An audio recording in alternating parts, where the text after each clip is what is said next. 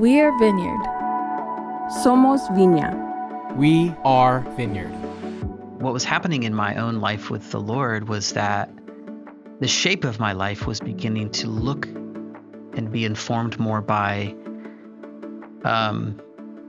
solitude and silence and contemplative prayer and praying the hours and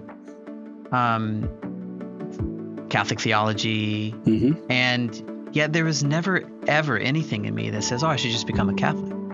Right. Because I knew that I was called to the vineyard and I knew that I was supposed to stay. And so like that was the disorienting part. Yeah, would be like, I'd say. Yeah. most people who feel the things I was feeling, they just become a Catholic. Totally. Yeah. And it, again, just this is where the prophetic, I'm just so grateful for our tradition. It's like God just kept me boundaried in the family that he had placed me in, the Vineyard family, and was just like, these two things, they're meant to go together. Welcome to the We Are Vineyard podcast, conversations to help us grow with Jesus and each other. On today's episode, we have the second part of the conversation between Jay and Jared Boyd, a vineyard pastor and the founding director of the Order of the Common Life. Let's listen in. There's a big jump between reading something, starting to personally embody something, and actually figuring out what does that mean for like my professional life, my relationships, my trajectory of being. Jamie obviously has his side. She's coming along with you. How do all those things start to take root for you? What are the moments that you're like, oh, this could be my, like what I am and how I live and how I lead? I think that was a much longer journey for me than it is for most people.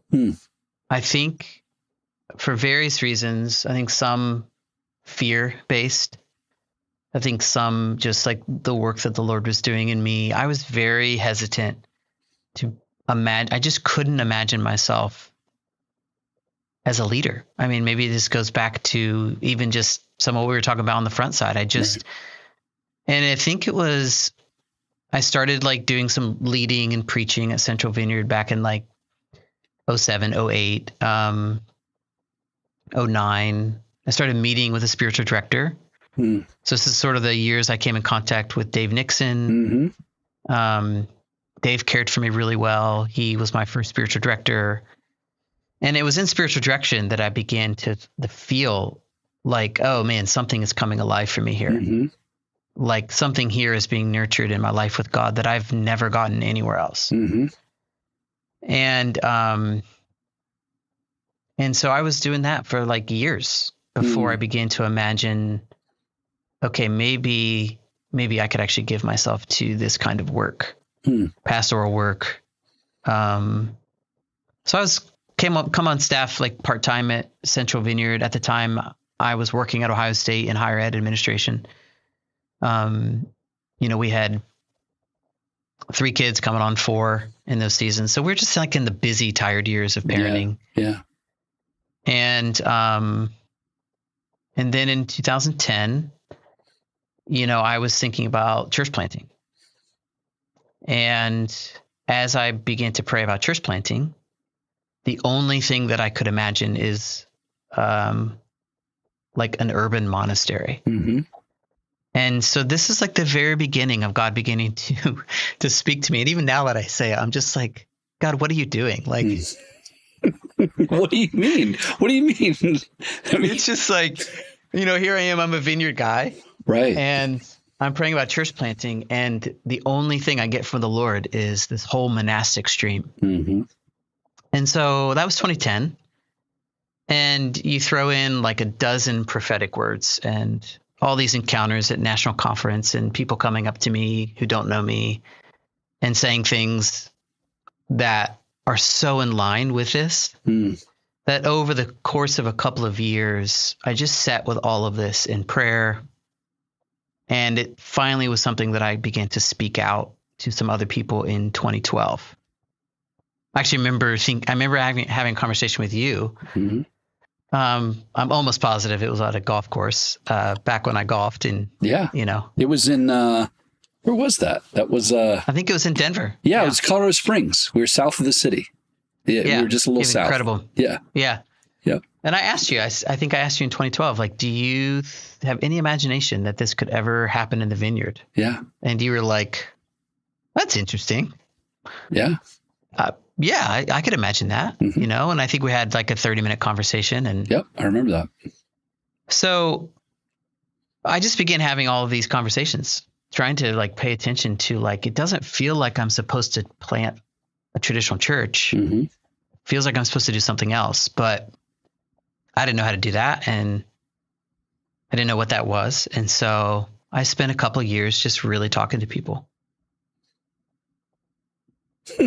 Okay. I mean, there's so many interesting moves there. Well, yeah, because it's like, okay, so then, because obviously in many other streams, let's say, there would be a clear set of next steps for that kind of a conversation, right? Like, right. Yeah. Okay, well, maybe you should join an order, or are you in the kind of church that hosts an order and or practices in this way, right? So like if you're a Catholic, it's like, okay, I'm not sure I want to join an order or be in it, but you know, there's a church in town that kind of practices components of this in a way that I can kind of get my head around it, and maybe my family can figure this out with me. You know, there's like steps, like, you know, there's ways this works within our tradition. I mean, even, you know, in the Anglican Church, you know, we have this kind of church has this kind of an emphasis that's different than this other one I was at. And yeah, maybe we'll drive across town, or we'll move even to that part of town and be a part of that and kind of get our head around this and, you know, think through, or actually there's this food pantry that is from Catholic Charities, and some of the nuns work there and the priests, and I can get to know, you know, like, so if I decided right now, okay, I'm going to do that. I know in Denver, a whole bunch of places I could probably go and sit with somebody and try to understand their life. But in the vineyard, I don't have like another, like, what's my next move? I mean, the closest would be what you described at the time would have been Dave Nixon, some of what he was doing in Cincinnati. Yeah. But how do you start to build an imagination for this? What are the next steps? Or do you just jump off the diving board? Like, I don't know. We'll just try some things. Well, I think I should say that while I was trying to figure out these questions in that sort of 2010, 2012 period, what was happening in my own life with the Lord was that the shape of my life was beginning to look and be informed more by solitude and silence and contemplative prayer and praying the hours and Catholic theology. And yet there was never, ever anything in me that says, oh, I should just become a Catholic. Right. Because I knew that I was called to the vineyard and I knew that I was supposed to stay. And so like, that was the disorienting part would be is like, I'd say, most people who feel the things I was feeling, they just become a Catholic. Totally. Yeah. And it, again, just this is where the prophetic, I'm just so grateful for our tradition. It's like God just kept me boundaried in the family that he had placed me in, the Vineyard family, and was just like, these two things, they're meant to go together. And I have language for that now, you know, 15 years later, about how they go together. We can get into that a little bit. But at the time, it was in 2012, I gathered a bunch of people for a discernment retreat during Holy Week of 2012, actually. And Phil Strout and Mark Fields and Dave Nixon and Jody and Mark and or Barb and Ross Naylor Tatterson. Oh yeah. There's like 10 other people. Steve Hamilton. And I gathered them down at the convent in Cincinnati, and I just asked a question. Here's what I think God has called me to do. I think God is calling me to plant a religious order in and for the vineyard. And if you have an imagination for that, I would love for you to bless it. And if you don't, then I won't do it. And at the end of like a 3-day sort of discernment retreat, everyone was like, go for it. Like whatever it means. Yeah. Right. Exactly. Yeah. So, I walked away with like, okay, like I feel like I have a blessing, but I have no idea what to do next. Yeah. And so I just started studying and reading and spent the next 1.5 years writing our first rule of life. That's all I knew from the tradition that would be the good next step. Mm-hmm. And that's sort of how things began. And that was like the spring of 2014. It's great. So just over 12 years ago-ish. Yeah. Yes. So 14 from the retreat coming up like next week. That's right. Yeah. Wow. Okay. Yeah. Okay. So then talk about what is that developed into? So describe where we are today. And then I'd love to try to figure out what does that mean for what it means to be in the vineyard? So let's do that order. Like, tell me where we are now. What has happened? So there we were 12 years ago. Here we are today. Where are we? Yeah. So originally we spent the first 6 years sort of incubating under the umbrella of sustainable faith, and was helping to lead there, and training spiritual directors and doing all kinds of stuff. And then in 2019, it just became clear that if I was really going to put my shoulder behind this and to do this, I kind of need to kind of come out from underneath that greenhouse and just kind of be planted on my own with some of the other folks around me. And so that's when we transitioned to be called the Order of the Common Life. And we just began inviting people into formation and began to form different formation pathways. And we've spent the past like 5.5, 6 years sort of just building that out. And so we're kind of landed on 4 primary focuses for the work that we do with the Order of the Common Life. The first one is that we invite people to discern whether they want to join a religious order. And that is like a 5 to 6 year formation process through like the historical formation pathways of postulancy, novitiate, and the discernment of vows. So we've decided to keep some of the language that is like rooted in history for very like important reasons. And we just keep having people come to us. So we had like 100 people in 2025 begin that process of postulancy. And some people go on to the novitiate, and some people end up after 5 or so years discerning whether they want to take initial vows, just like you would if you were a Jesuit or a Franciscan or a Dominican. So again, as you mentioned, I mean, in the Catholic Church, they've just got all these categories. They've got all this it just works a certain way. Yeah, totally. And I think at the center of like what I'm trying to do, what I feel called to do, is to birth that really wonderful thing that the Catholic Church has been holding outside of the Catholic Church. And it's not just Vineyard people. We've got people from all different backgrounds and denominations and walks of life, mostly from the U.S., but even from overseas in the UK. And we've got a woman in a cohort right now who's in Russia, and folks in South Africa. So we are inviting people to consider whether the shape of their life, whether they desire the shape of their life to kind of live under the rule of life that we have created. The second thing that we're trying to do is to reestablish the monastery as an urban center of formation. So I want to build monasteries. That sort of first instinct of church planting, we would love to do, and I think that that's going to take a really long time in order for us to see that come to pass.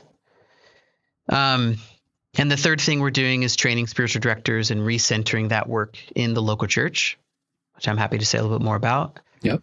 And the fourth thing is whatever we can do to renew the church with the love of God. So every religious order over time has a particular charism. You think about the Franciscans, they serve the poor, or the Jesuits, they're on mission. We have discovered and begun to articulate that our charism is the love of God. We are trying to help people notice and nurture the love of God in their life and the life of those around them. And we have just come to believe that like the thing that changes people is an encounter with the love of God, which brings us back to why I think this whole thing gets birthed out of somebody in the vineyard. Yeah, say more about that, because I intuitively start to make connections, but I'd love to hear you describe that. I think if you think about the past 50 years of the vineyard, I think down the center is we are people who understand that God is pouring out into our hearts his love through the Holy Spirit. Mm-hmm.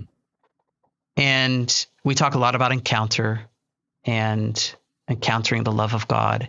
In our history, the love of God is just splattered all throughout the whole thing. Mm-hmm. And you've obviously shared your story, the whole warm gel and jello kind of story. Everybody loves that story. I love it. I love it especially. Yeah. It's great.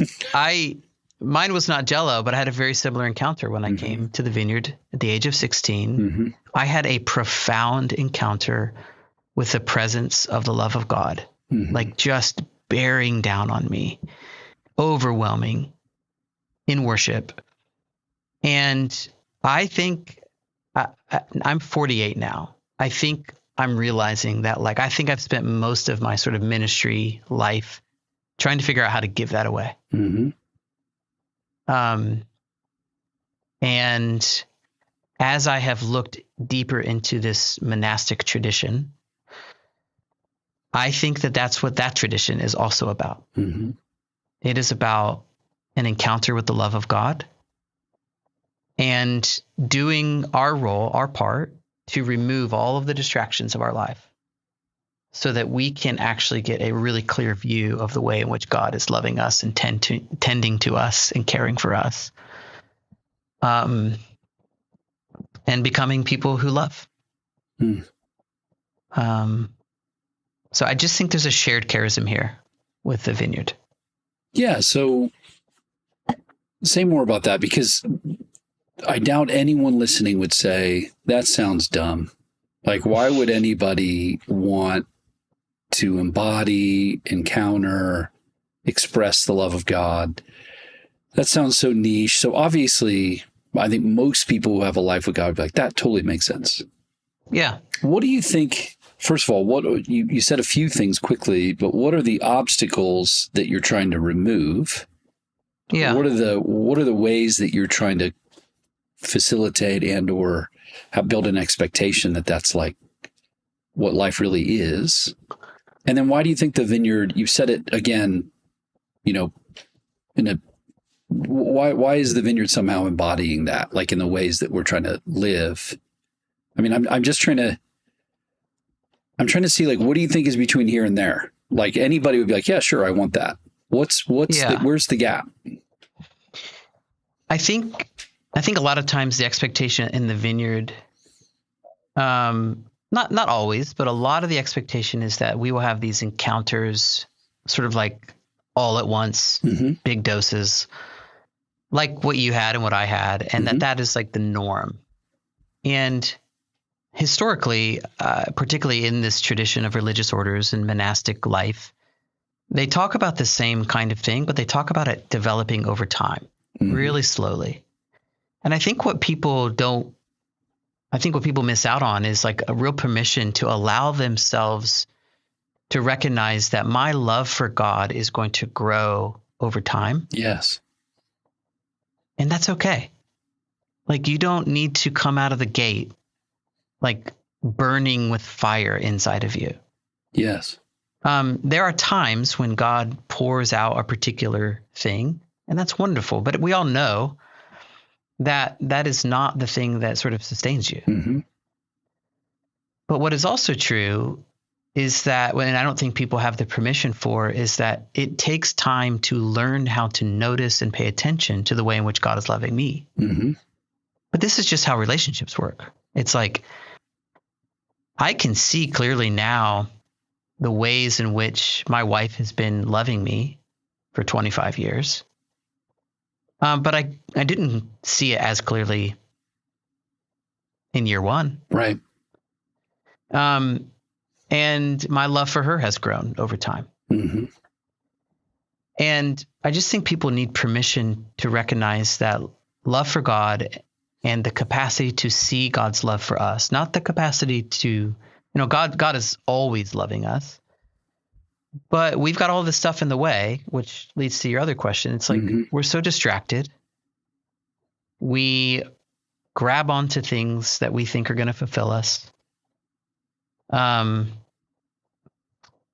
We don't feel worthy of love for so many various reasons. And there's just all of this like stuff that's in the way, accumulated stuff. Mm-hmm. And what the monastic tradition, what the religious orders, they create a program that helps people pay attention to what is in the way of me receiving the love of God. Yep. Like, what am I clinging on to so tightly? And Jesus does this. If you start reading the scriptures and the gospels through this lens, he's always asking questions of people, like, effectively, like, why are you holding on to that thing? Mm-hmm. Or can I help you see that you're holding on to something that's not going to actually give you the thing that you want? And so the tradition is just a tradition that says there are some ways that we can live that can cultivate attentiveness to the things that are in the way of me noticing the way in which God is tending to me specifically. Mm. And that's what I think the spiritual formation tradition is. It is intentional cultivation of attention to the love of God. Mm. The interesting thing, I think, to relate that again, dotted line to the vineyard, is that when we talk about what we're doing in a room when we're facilitating ministry, what are we doing? We're showing up and we just say, well, we're just trying to see what the Lord is doing here in the room. Or when we're doing prayer ministry for somebody, we're trying to listen with the ears of our spirit and see with the eyes of our spirit. All of that stuff is all over the monastic tradition. That we have these sort of inner senses that as vineyard people we are learning to cultivate. And we're just teaching people how to cultivate them in these different ways from this monastic religious order tradition. Well, I'm buying for what it's worth, and what I wonder is, obviously, maybe not so obviously to everyone listening, I think it would be a stretch. Let's put it gently, that someone like John Wimber would be like, I totally see an order coming from the vineyard someday that will do these kinds of things. Yeah. I mean, maybe, who knows? Only the Lord knows. But my hunch is this wasn't sort of in the imagination of people leading this thing called the vineyard. Yeah. It doesn't mean because it's in contradiction to anything. Yeah. It just means it wasn't necessarily in the playbook. So what are the kinds of things that you imagine, even if somebody's like, hey, I'm not sure I'm going to join an order, but I can see that you're expressing something of the vineyard that we need to grow in together. What are you noticing? Because you talked about helping to renew local church, building spiritual directors. How are you seeing that changing over time, even in the vineyard or at large? Yeah. I think for someone who's like, man, I'm not sure that I want to join an order, I think most people are not going to join an order. Right. Exactly. Yeah. That's just clear. Yeah. I do think it's a particular calling. Yep. And we recognize that. Yep. What we would say to people is, even if you don't want to join an order, there are ways that the orders have gifted the church with different things that we're now seeing, like obviously a huge, tailwind. In, practices like Lectio Divina or contemplative prayer, the practice of solitude. I mean, these are all things that monasteries and religious orders have been holding. And now they're sort of being deposited into the life of the church. And so I would just say, and I do say to people, like, we're here for you. Whatever it is that you might want to lean into, we will receive you. And you might not have any intention at all to join a religious order, but you can come into our formation process and be with people in a formational way and just see what gifts that God might have for you in that process. And even to your observation that, yeah, of course, this wasn't on Wimber's radar. But the funny thing, I don't think any religious order was ever on the church's radar ever. Yes. It just pops up. It's like something that God does, and it's iterative. It's like always being reimagined and renewed. And so like when the Franciscans began, for example, there was no such thing as a monk that was outside of a monastery. And St. Francis is like, well, like, I don't want to live in a monastery. I want to be among the poor in the city. Could I be a monk in the city? And they're like, no. And he's like, I'm doing it anyway. What if I just do it? Yeah, right. Exactly. And the whole Franciscan order was birthed out of that. Yep. The same thing with, Ignatius of Loyola, who's the founder of the Society of Jesus. So I don't think religious orders are ever on the church's radar or anybody's radar. It's just a move of the Spirit. It took me a long time to embrace that. And so I would say to someone, like, if it doesn't make sense, that's okay. It is beginning to make sense, I think, to the church in a new way, because I think the Spirit of God is doing something here. Okay, so we have a little time left. Talk to me about pastors, leaders. They're the ones who obviously would think through some of what you're saying through a bit of a different lens. Like, I don't know a pastor alive that's saying, I've got this extra hour and a half a day that I've just been wondering, like, what do I do with this? And I know what you're saying isn't, wouldn't it be cool if you had like an extra time to pray or something? The language you use is very intentional. How are you ordering your life? What is the shape of your life? These are not just like, add in a few supplements. You're probably short some magnesium. If you take some magnesium, it'll help.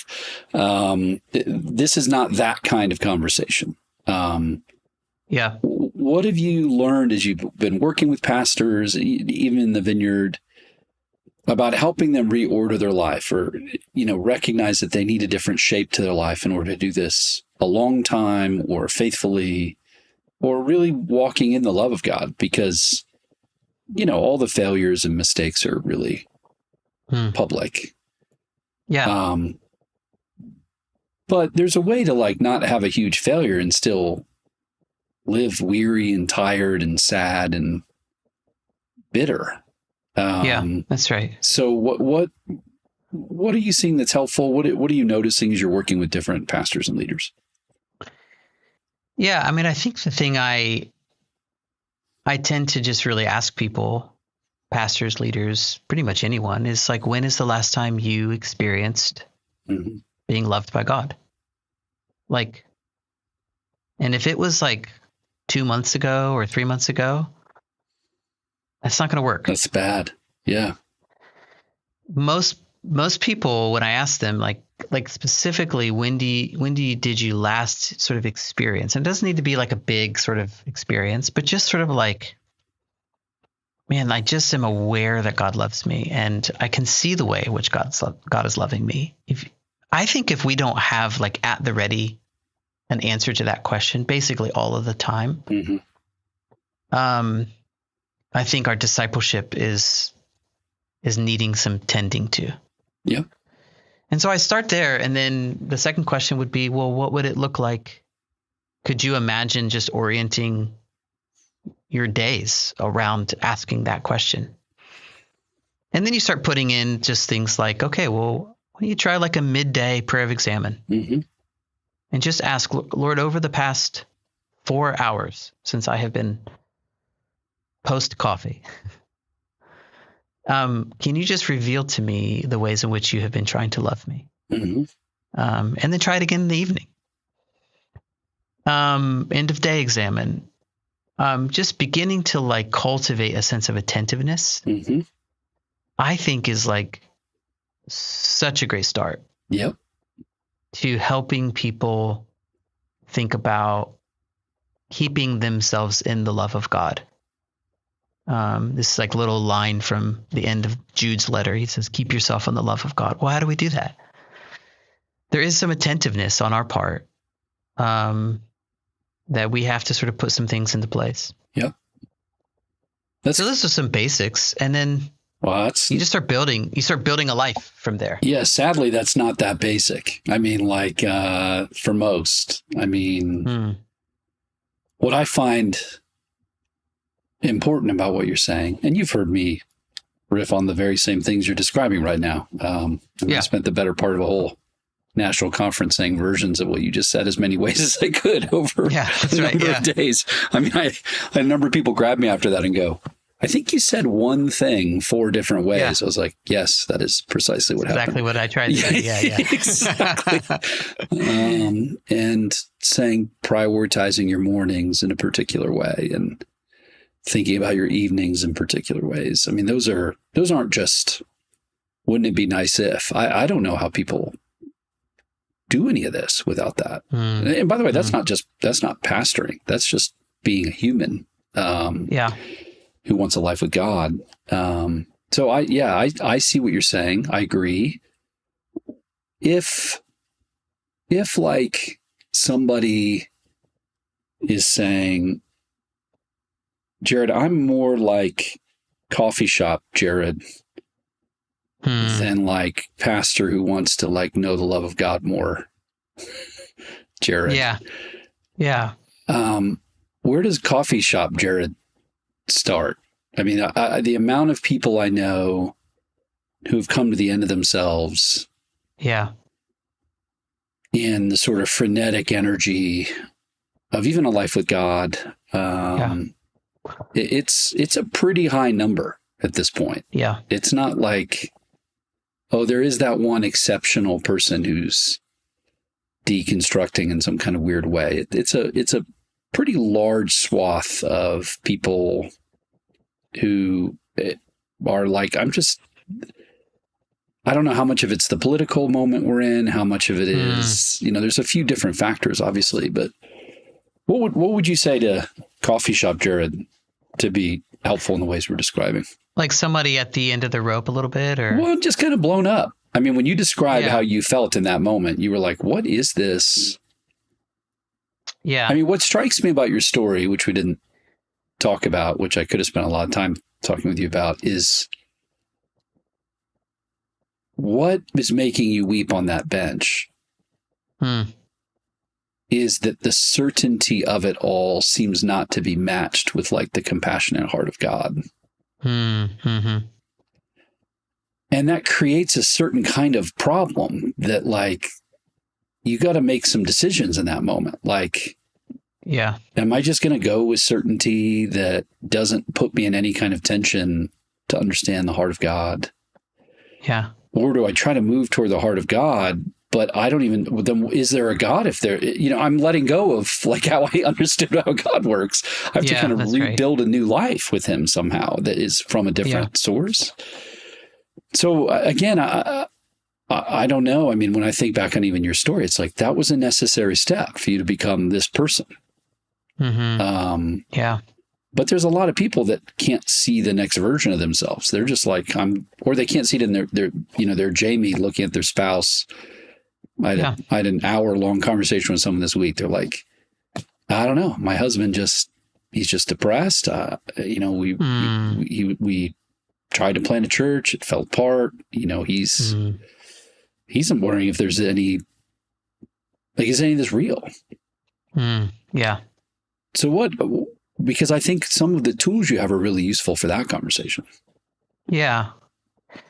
I think I would just say, and again, this might sound, here I am, I've got the same message for that person as I have for the pastor. Yeah, well, that's good. I like it. I think that people need to have permission to start again at the foundation of God is love, and God loves you. And it's worth orienting your whole life around getting that, like, as the first thing that you can comprehend. And, having some sort of spiritual companion, spiritual friendship, meeting with a spiritual director who can help sort of unwind some of all of the other things that are layered on top of that foundation, or maybe that foundation is not even there. I mean, a lot of people, I think, who are deconstructing, they're deconstructing away from the church, which is a mess. But I'm a church guy, so like, I'm just like, go to church, find some spiritual friends. Totally. Yeah. But in the midst of, like, can you just, like, set aside everything else, all of the questions you're holding, all the questions about doctrine and theology, and, like, those will come back around, and they're important. We have to think about those things. But for the person that's, like, doesn't know which way is up, I would say to them, let me put you with a spiritual guide, a companion, a spiritual director, and just spend some time trying to get at the heart of why you're in so much pain and why it is that you have a hard time seeing how extravagantly, infinitely in love with you that God is. Yeah. And I think if people will give themselves permission to actually just believe that and let that be the foundation, I think it's enough. Like, they're going to be okay. And it might take the rest of their life. Yeah, totally. To feel okay. Yeah, totally. But I have a lot of hope for people who are in that sort of deconstruction space, to have a little bit of a reframe about what this whole story is about. Yeah, it's good. I was just teaching at some stuff in the UK, and I was running some of the emotional health and spiritual formation frameworks through, this group, bunch of pastors.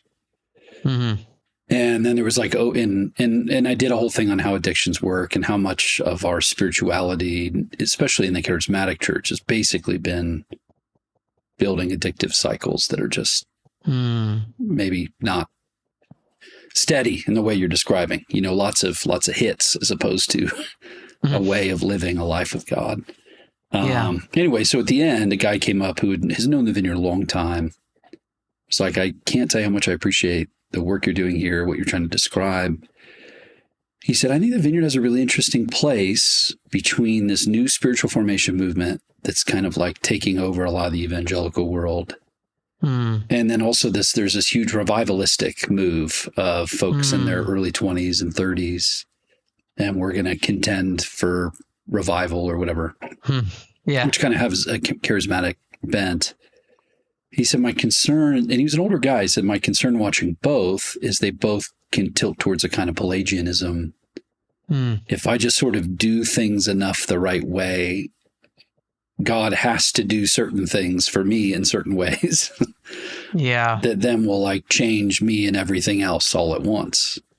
And he says, what I loved about what you're saying is, and it feels very Vineyard, how do we be authentically grounded in a continual way in the presence and the love of God? That's right. In ordering our lives in that way. And he kind of just fed it back to me. He says, that feels like the contribution the Vineyard has to both conversations. Because you could run around with the crazy guys who have encounters with the Holy Spirit and be normal. Like, we know what this is. This isn't. We've been on this. We know this roller coaster. We've been on this roller coaster. Come Holy Spirit. Right. That's right. Let's go. Exactly. He goes, and because you have a sense of waiting on the Lord and we can take our time and listen to the Holy Spirit. A lot of the spiritual formation stuff does feel intuitive to you. Like, yeah, I get what we're trying to do here. But both don't have, in a lot of their current forms, this sort of authentic, real telling the truth about your life stuff. That's right. Yes. That the Vineyard has always majored in. Yeah. So he was really interesting. He was like, I just want you to hear me. Like, you guys are positioned in an interesting moment in Western Christianity to bring a few of these streams together in a way that will feel very native to you. It'll feel honest. And it'll feel like the Vineyard, and it will help a bunch of people. So keep doing what you do. And I thought about you. And I thought, this should encourage Jared. I think, and you've just done a lot of work trying to figure this out. Trying to find the overlap of those streams of the charismatic and the contemplative. Yeah, totally. As like two sides of the same coin. Yes. And it's so strange that like they haven't existed much together. No. We see moves of that in the Catholic Church, obviously through history, and in Anglican Church. But I think we're in an interesting moment, and even watching young leaders developing, helping them think through some of those frameworks in desperate times. I mean, there's less confidence in let's just do church as we always have. So I really appreciate you, Jared, and I really appreciate you taking so much time with me. This is really... Man, it's my pleasure. It's really great. It's great to catch up. And we'll throw in the show notes a whole bunch of things about you and where I can see more stuff about you. And I would love to come back and talk to you some more about really practical ways that you're doing this so we can get more into your head and into your heart and help some folks do it. Okay, cool. Well, I appreciate you, man. Thanks. Yeah, much love, Jay. Thanks. What if the communities you're building could only be as healthy as you are? Better Together is back, and this year we're going deeper. Join Vineyard USA Associations July 21st through 23rd at North Jersey Vineyard for a transformational gathering where beloved community meets emotionally healthy leadership. Featuring Drew Hyun from Emotionally Healthy Discipleship, you'll discover how to lead from wholeness instead of woundedness and build communities where people don't just attend, they truly belong. This isn't just another conference. It's a reset for your soul and a vision for the community God's called you to lead. Early bird pricing is available through May 4th, so don't wait. Learn more and register today at bettertogether.vineyardusa.org. We'll see you there.